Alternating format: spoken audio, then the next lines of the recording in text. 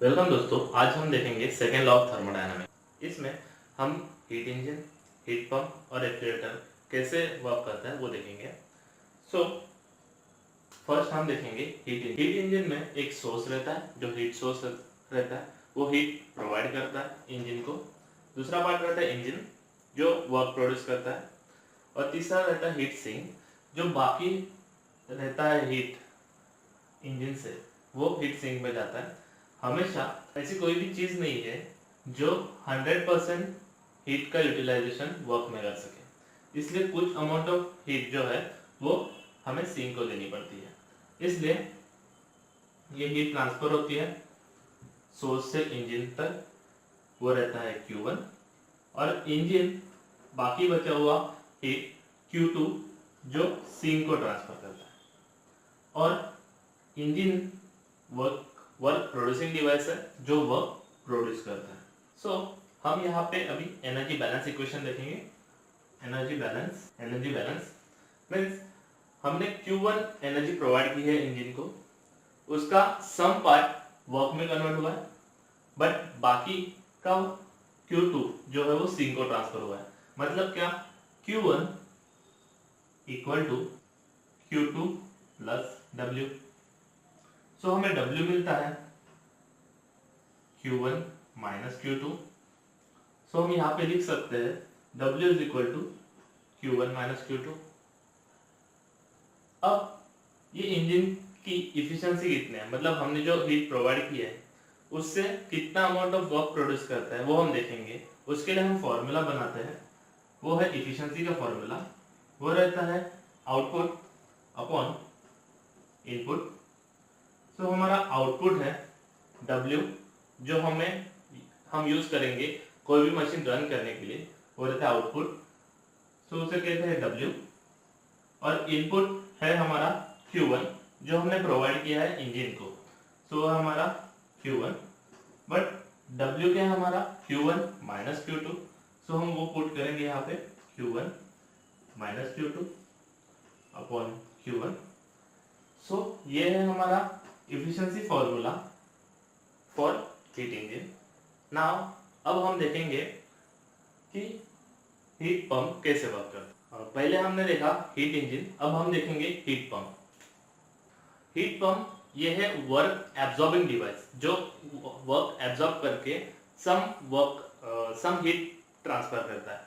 सो हमारा वर्क का डायरेक्शन रहेगा टुवर्ड्स पंप। सो ये हम लिखेंगे यहाँ पे, ये है पंप। नेक्स्ट है हमारा Q2, यहां से हम हीट लेंगे, पंप यहां से हीट लेगा और वो सोर्स को ट्रांसफर करेगा, इसलिए इसका डायरेक्शन ऊपर की तरफ रहेगा। जो हमने इंजन देखा था उसका डायरेक्शन, हीट का डायरेक्शन वो डाउनवर्ड था, और यहाँ पे हमारा हीट का डायरेक्शन अपवर्ड रहेगा। सो यहाँ पे सोर्स में हीट पंप क्या करेगा, यहाँ से हीट सिंक से हीट लेगा बाय यूजिंग वर्क। मतलब हम कुछ एक्सटर्नल एजेंसी प्रोवाइड करेंगे पंप को, वो हीट एब्जॉर्ब करेगा हीट सिंक से और वो यहाँ पे ट्रांसफर करेगा हीट सोर्स को। मतलब क्या करेगा कि ये हीटर जैसा एक्ट करेगा। मतलब in winter we use a heater to heat the surface और surrounding. So for this reason यहाँ से हीट लेगा pump by using external work और उसे ट्रांसफर करेगा। आप कंसीडर कीजिए हीटर का एग्जांपल। वो क्या करता है कि हीटर क्या करता है कि हम इलेक्ट्रिसिटी प्रोवाइड करते हैं, वो रहेगा हमारा वो एनक्लोज सरफेस जो हमारा रूम रहता है उसे गर्म करता है। सो वो रहेगा हमारा हीट सोर्स मतलब रूम। और ये रहेगा कि जो बाहर से एक्सटर्नल एजेंसी से हीट लेगा वो रहेगा हीट सिंक। ऐसे आप कंसीडर कर सकते हो यहाँ पे। अभी हम यहाँ पे देखेंगे अगेन एनर्जी बैलेंस इक्वेशन। अभी एनर्जी बैलेंस में हम देखेंगे कि क्या है, हम Q2 और W जो अंदर की तरफ है, मतलब क्या होगा Q2 प्लस W हमें Q1 मिल रहा है, बट हमें वर्क चाहिए। सो हम वर्क निकालने के लिए क्या करेंगे, इस Q2 को ये साइड ट्रांसफर करेंगे Q1 माइनस Q2। मतलब हमारा वर्क सेम है जो इंजन में था, Q1 माइनस Q2 अब हम इसकी इफिशिएंसी निकालेंगे, बट जो वर्क एब्जॉर्बिंग डिवाइस है उसकी इफिशिएंसी नहीं निकल देती, उसका हम कोएफिशिएंट ऑफ परफॉर्मेंस निकाल देते हैं। जो मतलब हीट पंप और जो रेफ्रिजरेटर है उसका हम कोएफिशिएंट ऑफ परफॉर्मेंस निकाल लेते हैं। वो एक रेशियो रहता है, वो रेशियो रहता है Dzire effect upon work done. मतलब COP of heat pump is equal to desired effect upon work done. यहाँ पे डिजायर इफेक्ट क्या रहता है? डिजायर इफेक्ट क्या है, हमें क्या चाहिए? हीटिंग चाहिए, मतलब Q1। सो हमारे डिजायर इफेक्ट रहेगा Q1 और वर्क डन क्या है हमारा W, बट W क्या है हमारा Q1 माइनस Q2। सो हम यहाँ पे वो पुट करेंगे। अगर इनकेस हमें इसका टेम्परेचर दिया रहेगा, दैट इज सोर्स का टेम्परेचर है T1 और हीट सिंक का टेम्परेचर है T2। सो हम इस फॉर्मूले को टेम्परेचर में कैसे मॉडिफाई करेंगे? सिर्फ इतना ही डिफरेंस याद रखना है कि Q1 की जगह पे T1 आएगा, Q2 की जगह पे T2 आएगा। मतलब हमारा फॉर्मूला सिंपल हो गया, T1 upon T1 minus T2। ये है formula for COP of a heat pump. अब हम देखेंगे COP ऑफ रेफ्रिजरेटर और रेफ्रिजरेटर का वर्किंग कैसे है। दोस्तों अब हम देखेंगे रेफ्रिजरेटर।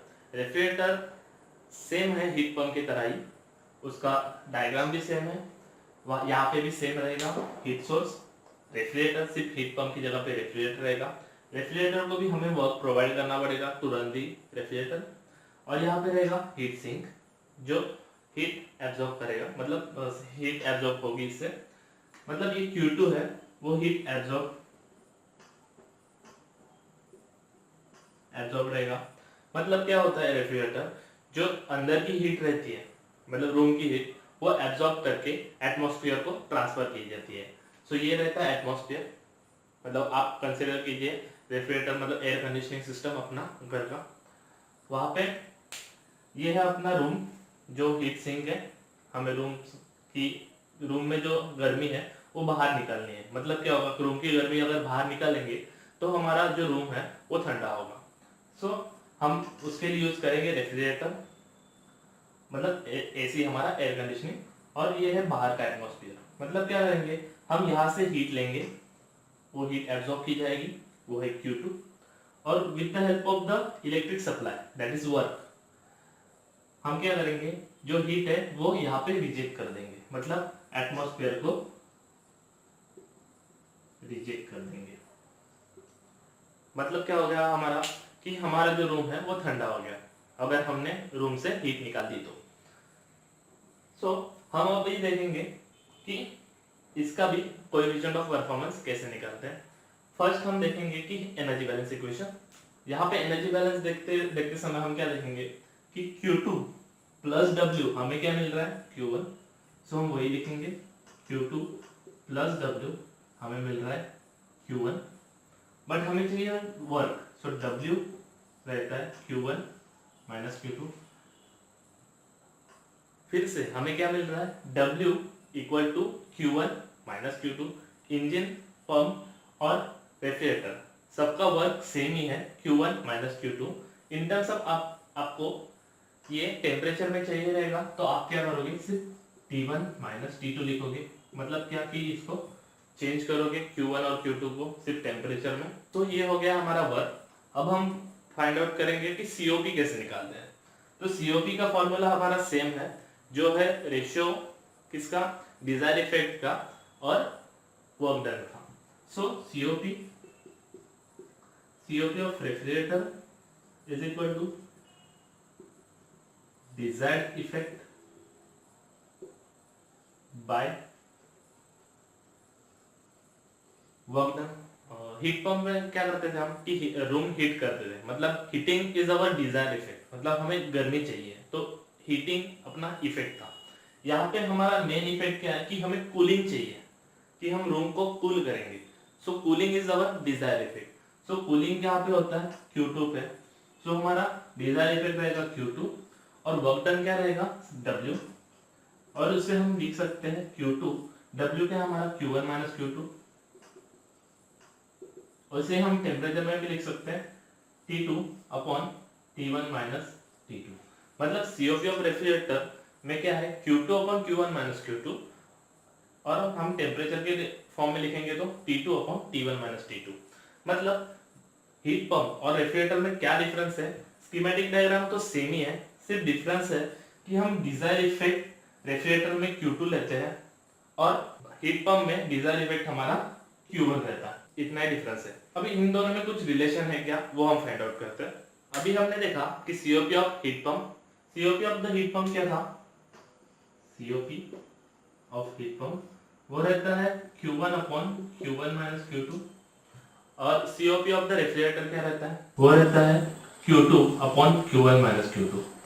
अगर इन दोनों का हम सब्ट्रैक्शन करेंगे तो हमें ऊपर का टर्म और नीचे का टर्म सेम मिलेगा। सब्ट्रैक्शन इजीली हो सकता है, क्यों, क्योंकि Q1 माइनस Q2 डिनोमिनेटर में सेम है। सो हम क्या करेंगे, COP of heat pump minus COP of refrigerator वो हमें मिलता है Q1 upon Q1 minus Q2 minus Q2 upon Q1 minus Q2। सो हमें ये मिल रहा है। सो हम सब्ट्रैक्शन करने के बाद हमें क्या मिल रहा है, Q1 upon Q2 Q1 minus Q2, sorry Q1 minus Q2 upon Q1 minus Q2। सो यहाँ पे हमें मिल रहा है 1, मतलब हमारा दोनों का रिलेशन क्या मिल रहा है, हीट पंप और रेफ्रिजरेटर का, COP of heat pump minus COP of refrigerator, that gives us 1।